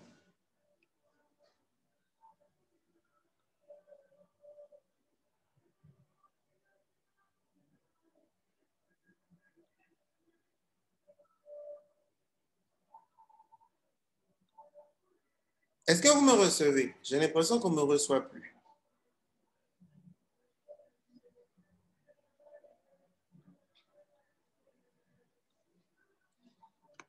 Non, on te reçoit très bien. C'est que personne n'a envie de parler, peut-être, sinon on t'entend très bien. Mais pourquoi vous n'avez pas envie de parler? Ça fait peur. Hein, les gars, parlez. On est en famille. C'est le soir. Hein? OK. Bon, comme personne n'a envie de me parler, je vais continuer mon monologue tout seul dans mon coin.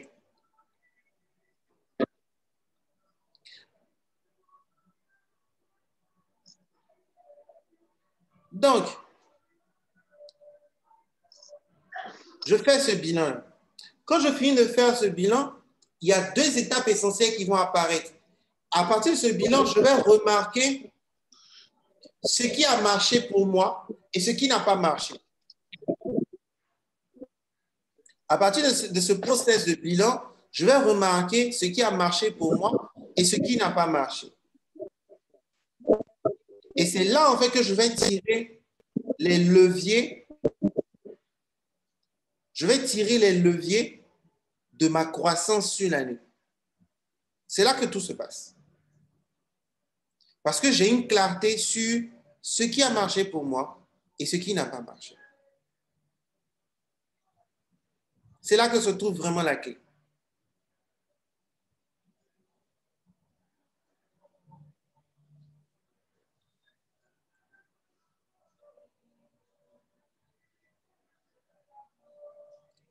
Est-ce que vous comprenez? J'espère que vous arrivez à prendre les notes. Je ne vous ai pas accéléré parce que je vais aller doucement, doucement. Donc, dites-moi si vous me comprenez. Donc, ça, c'est le premier tips que je vais vous donner pour justement faire votre année. Première chose, c'est vraiment sur le bilan, procéder comme tel. Vous allez vous rendre compte que vous allez vous découvrir. Et si vous faites vraiment correctement cet exercice, votre estime de soi va faire boum. Vous allez vous rendre compte que même les articles que vous avez écrits avant, c'est insignifiant. Et c'est ce que vous méritez, tout simplement. De planifier sur mesure, de vous dire, j'ai fait 10, je peux faire 15, 30, 50. Et ça arrive parce que vous augmentez votre confiance en soi. Ce n'est pas les objectifs qui vont renforcer votre confiance en soi, non. C'est le fait d'être sûr que j'ai fait ça, qui dit, mais si je fais ça, c'est que je peux faire ça. C'est là que se trouve toute la magie. OK? Donc, ce bilan, comment est-ce qu'on sait qu'on l'a bien fait? On en sort avec un sentiment de gratitude. La gratitude est la signature de l'équilibre à l'intérieur de nous. Quand on finit ce bilan, on a juste envie de dire merci pour cette année. Il est impossible que vous soyez même quelqu'un qui a dormi dans la rue, qui dit j'ai faim, j'ai faim, j'ai faim, j'ai faim, et que vous fassiez ce bilan et que vous n'arriviez pas à dire thank you, I love you for this year. C'est impossible. Et tant que vous n'êtes pas arrivé à merci, merci pour cette année, je peux vous promettre que vous n'allez pas dire merci, merci pour l'année suivante. Ce n'est pas possible. Vous avez énormément de bénédictions et de succès qui sont accumulés dans votre vie. C'est juste une question de revenir à l'équilibre et de regarder votre vie pour ce qui est et non ce que les gens disent. Un exemple pratique encore. Souvent, les gens commencent l'année et puis ils disent, cette année, je vais lire beaucoup. Si tu dis que tu planifies en fonction de qui tu es vraiment, la première question que tu vas te poser, c'est est-ce que je suis une personne qui est encline naturellement à lire beaucoup? Si c'est non, tu changes le mode d'apprentissage. C'est radical parce que tu fais un planning pour toi. Tu fais un planning en écoutant ce que les gens disent. Eux, ils ont dit qu'il faut lire beaucoup. Toi, ton mode d'apprentissage, c'est vidéo. Donc, ta stratégie d'apprentissage, c'est d'aligner les vidéos, de prendre l'information vidéo et you go.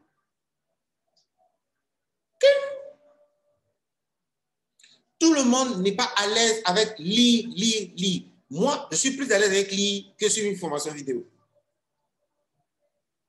Parce que c'est mon mode d'apprentissage de prédilection, lire. Donc, quand je lis, je vais même mémoriser énormément d'informations en lisant. Mais c'est ça. Et tu me mets devant une vidéo, je ne vais pas mémoriser autant d'informations que si je lis. Parce que mon mode d'apprentissage de prédilection, c'est la lecture. Donc, je vais investir dans la lecture. Pourquoi je vais aller investir dans la vidéo alors que mon mode où je suis le plus fort, le plus efficace, c'est la lecture?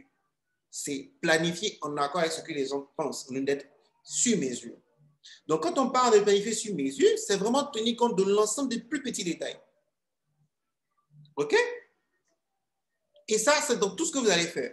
Vous dites, par exemple, cette année, j'ai pour objectif de faire 10 millions. Mais vous savez que vous êtes une personne qui dépense beaucoup. Donc, pourquoi est-ce que vous allez écrire faire 10 millions en faisant tant, sans inclure une stratégie qui va dire, vu que je suis une personne qui dépense beaucoup, voici ma nouvelle stratégie pour limiter mes dépenses. Si ce n'est pas fait, vous faites cet objectif, il ne se réalise pas. Il n'y a rien à faire. Il ne se réalise pas. OK? Donc ça, c'est hyper important. Deuxième outil que je veux vous transmettre pour vraiment réussir votre année, c'est de prendre le temps de lister les choses qui vous ont inspiré. Ça peut être une musique, ça peut être une personne, ça peut être un livre, ça peut être un titre, ça peut être des mots, ça peut être un événement. Tout ce qui vous a inspiré, écrivez-le. Pourquoi? Une fois que vous aurez écrit un ensemble de choses qui vous ont vraiment inspiré et pourquoi ça vous a inspiré, vous allez simplement nettoyer votre esprit de toutes les pensées qui ne vont pas vous permettre d'avoir le contrôle du plan. Ça va nettoyer votre esprit. Vous aurez une clarté de l'esprit. Et quand vous avez une clarté de l'esprit, vous êtes ouvert à l'inspiration et aux idées créatives. Donc, écrivez tout ce qui vous a inspiré durant cette année. Écrivez, prenez le temps de le faire. C'est hyper important. Donc ça, c'est un tips que je vous donne.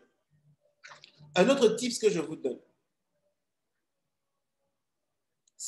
c'est, je vais vous montrer rapidement, avant de prendre les questions,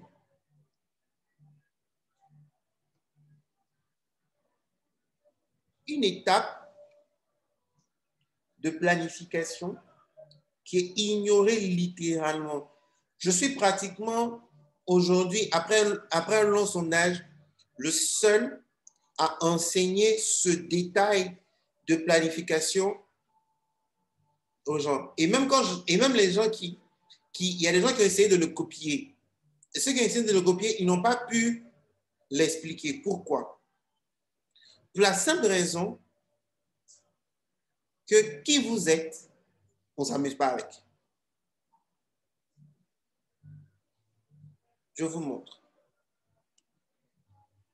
C'est ce tableau qui est là, auquel vous devez faire attention.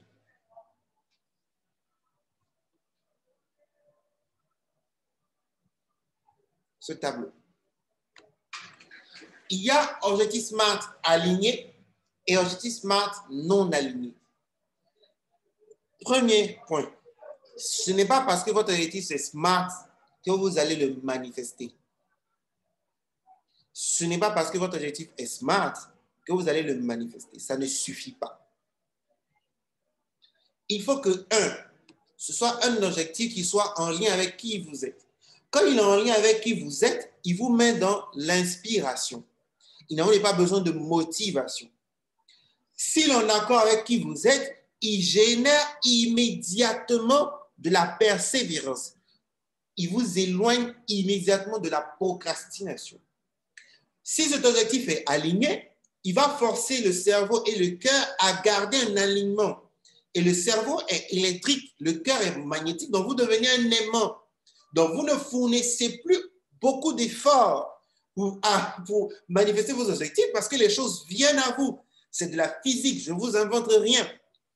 Parce que l'objectif est crystal clear, il va activer le cerveau, il va activer le cœur et vous attirer les choses. Ce qui va se passer, c'est que puisque le cerveau est clair et que le cœur aussi est clair, cela va augmenter votre mémorisation. Donc, vous allez emmagasiner encore plus d'informations. Et cela va avoir pour influence d'augmenter votre confiance en soi. Pourquoi? Parce que vous êtes inspiré, vous êtes persévérant, vous attirez les choses, vous mémorisez l'information, donc du coup, vous ne vous sentez jamais seul dans la pratique et l'exercice de votre plan. Et vous n'avez pas besoin de Daryl pour vous pousser à réaliser votre plan parce qu'il vient de vous-même. Est-ce que vous avez besoin de dire au poisson, va plus vite quand il est dans l'eau? Non, ça se fait tout seul parce qu'il y prend un grand plaisir. Et vous allez commencer à décider à long terme au lieu d'avoir des décisions actives. Vous allez arrêter d'être court-termiste. Un objectif aligné, il s'appuie sur votre mission de vie. Il provoque des résultats palpables et spontanés parce que vous allez vous retrouver le matin, et si je faisais ça, bam. Et quand vous faites ça, vous réalisez ça, vous réalisez ça, vous réalisez ça. Et c'est après, vous allez vous dire, mais c'est ce que j'avais écrit là, ça s'est produit? Oui, ça s'est produit. Parce que tu es en état d'inspiration. Si vous êtes vraiment inspiré, que vous avez des objectifs SMART alignés, rares sont les fois où vous allez vous retrouver à dire, oh, cet objectif-là, je ne l'ai pas atteint, c'est grave. Jamais. Parce que vous êtes préoccupé par l'inspiration.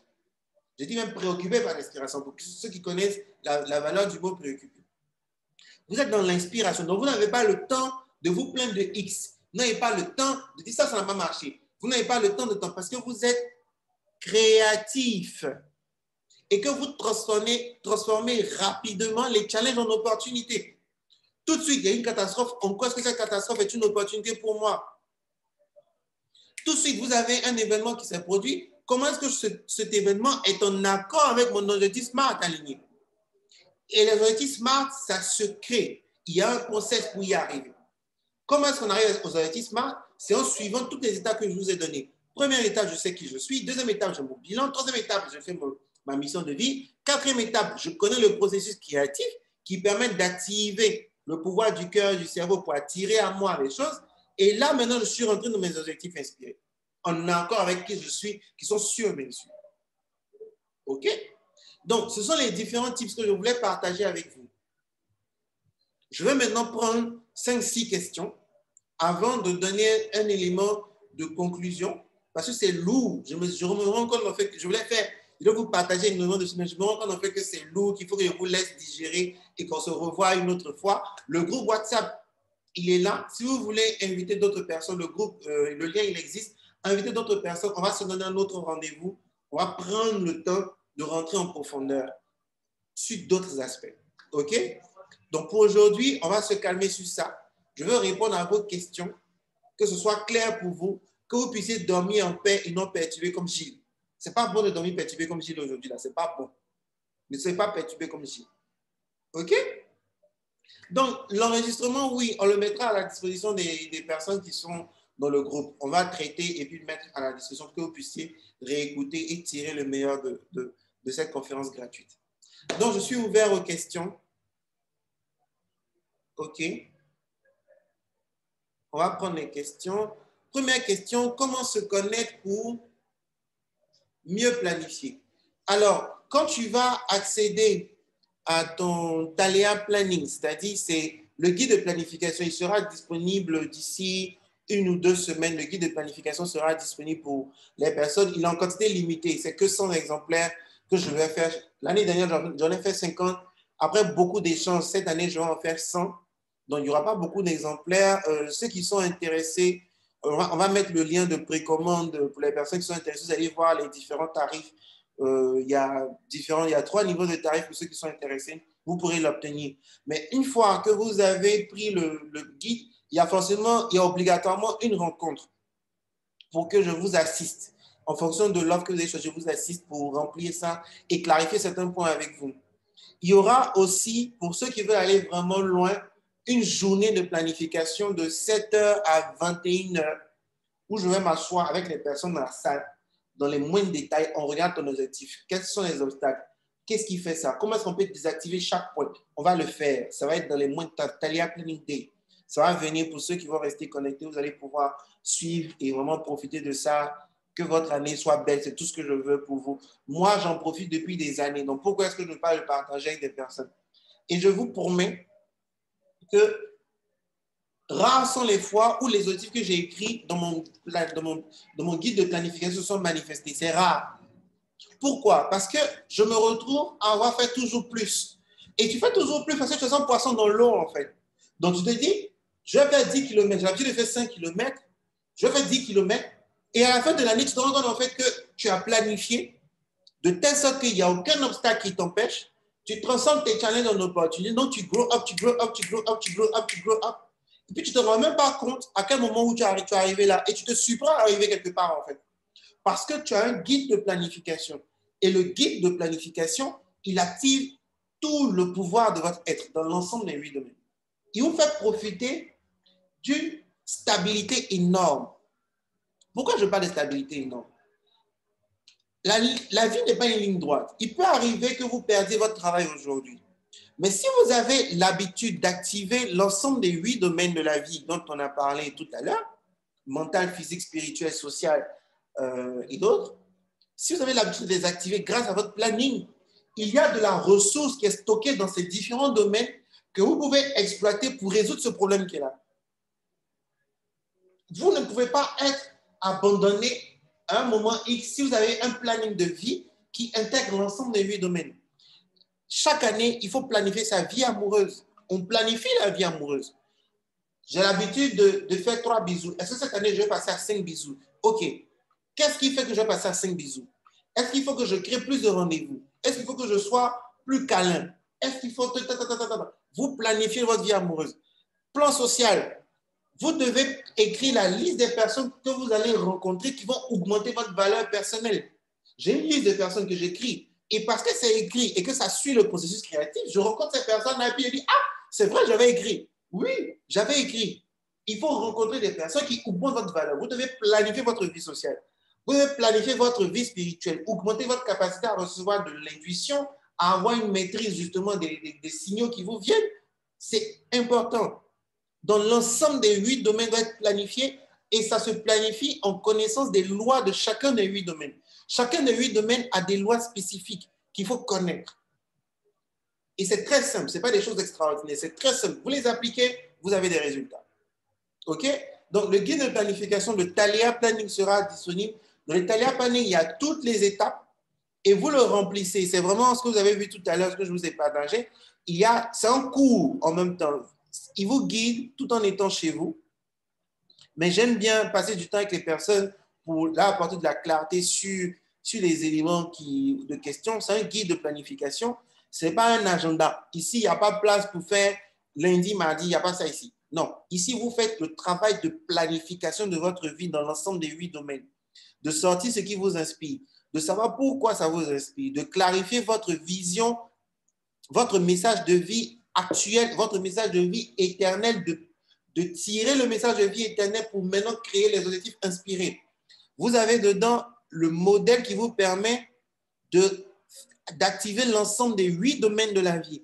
Parce que vous avez des domaines prioritaires. Et ces domaines prioritaires, c'est là où vous allez accélérer. Et les autres domaines auront tendance à rester un peu en bas. Il y a une manière spécifique de les activer pour qu'ils soient tirés vers le haut rapidement au même moment que vous accélérez les autres domaines. Il y a un process. Et tout ça, j'ai pris mon temps pour faire ce guide de planification amélioré. Comme je vous l'ai dit, ce n'est pas la première année que je le fais. Amélioré, je l'ai rendu plus digeste pour certaines personnes. Et c'est littéralement ce qui va vous permettre de propulser votre vie à des résultats extraordinaires. Je vous promets que vous aurez des résultats extraordinaires. C'est une certitude. Parce que le process qui est utilisé, je ne l'ai pas acquis en un jour. Ça a été des années de tests, des années d'observation de pourquoi est-ce qu'à un moment T, j'ai écrit ça et ça s'est manifesté. Qu'est-ce qui s'est passé? J'ai noté. J'ai regardé des personnes pour qui ça marche, des personnes plus âgées que moi, des personnes qui ont du succès avec qui j'ai fait énormément d'échanges. Et j'ai beaucoup tiré des études sur la physique quantique, le cerveau et le cœur, et on voit comment les choses fonctionnent. Et c'est tout ça que j'ai condensé dans le Thalia Planning qui sera disponible pour vous, qui fait pratiquement 400 pages. Mais c'est du travail. Vous vous asseyez, vous sortez, les opportunités vous tombent dessus. Je vous promets. OK? Donc, je vais prendre les questions. Comment arriver à trouver sa mission réelle de vie? Pour trouver sa mission de vie, première étape, il faut écrire des choses pour lesquelles je suis prêt à dire merci. Il faut les écrire jusqu'à ce que le cœur s'ouvre. Quand le cœur est ouvert, on sent une chaleur dans le cœur. Et ce sont les éléments de gratitude qui vont créer ça. Une fois que ça crée ça, je ferme les yeux, je baisse la tête vers le cœur un peu, je laisse les yeux descendre vers le cœur et je rentre là, à l'intérieur de mon cœur. Et je dis, intelligence divine, montre-moi ma vision et ma mission. Et je reste calme. Je vais commencer à recevoir des sons, des images, des mots qui vont venir et je les note. Tout ça, c'est expliqué dans le Thalia Planning. Au fur et à mesure que tu les notes, à un moment, ça va s'arrêter. Quand ça s'est arrêté, tu ouvres les yeux, tu vas voir en fait que tout ce que tu as noté là commence à prendre du sens. Et tu vas voir l'image claire. On ne peut pas te révéler ta vision et ce sera ta vision. C'est toi qui dois l'avoir. Et une vision, ce n'est pas quelque chose qu'on télécharge. Non, c'est une question qui est tellement spécifique à toi. Et ça vient du plus profond de toi-même. C'est une connexion pure au plan divin. Il n'y a pas autre chose que de prendre le temps de le faire. OK? Question? Ou bien une intervention? Je sais que vous êtes traumatisé. Normalement, même je suis découragé. Je ne veux plus parler. Je suis découragé. Vous êtes traumatisé. Quelqu'un veut ouvrir son micro pour une question? Faites-moi sentir moins coupable de vous avoir traumatisé. Inès était traumatisée.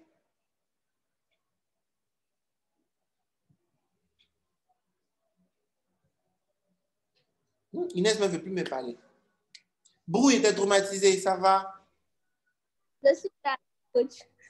Je t'écoutais, je suis là. Ça va? Tu n'es pas trop traumatisé, ça peut aller?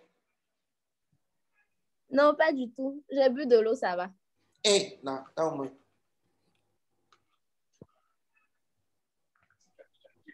Moi, je suis plutôt contente parce que finalement, je me rends compte que ce n'est pas parce que ça ne va pas que le bilan n'est pas bon, c'est juste que je m'y prends mal. Donc, ça va, quoi. La vie est belle.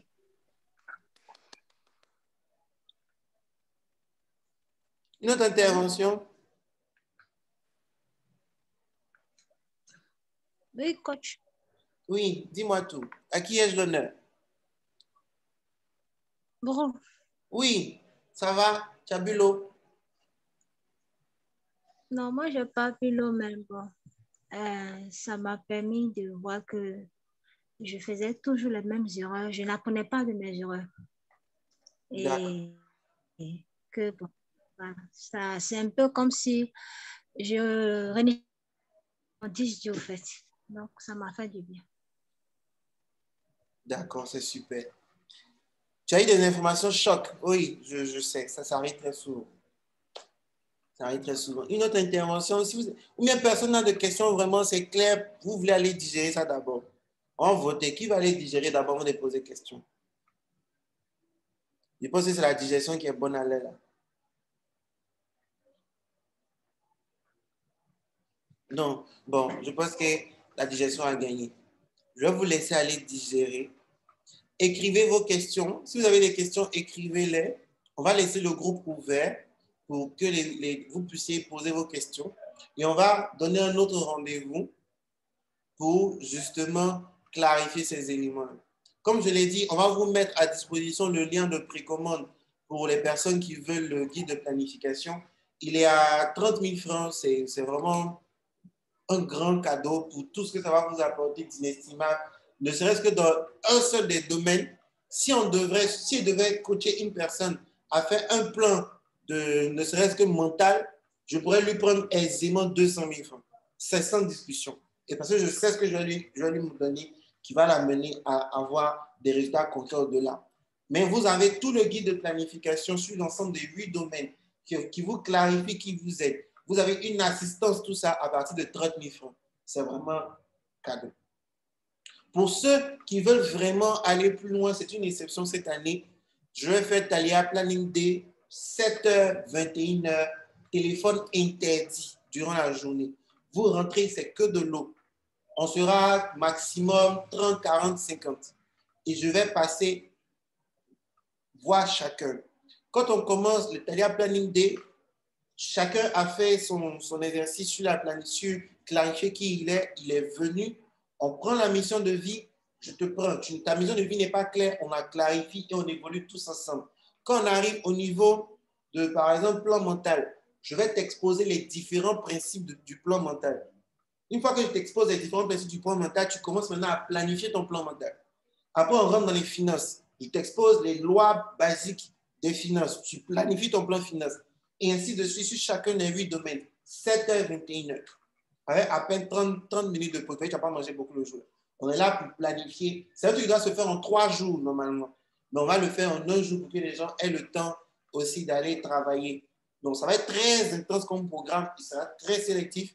Thalia Planning Day qui va se faire bientôt. Restez connectés dans le groupe. N'hésitez absolument pas à inviter d'autres personnes à rejoindre dans le groupe pour le prochain échange. On était vraiment nombreux. Ce n'est pas évident de rester jusque tard comme ça. Mais merci. Il y a des personnes de l'extérieur avec les décalages horaires qui sont restées.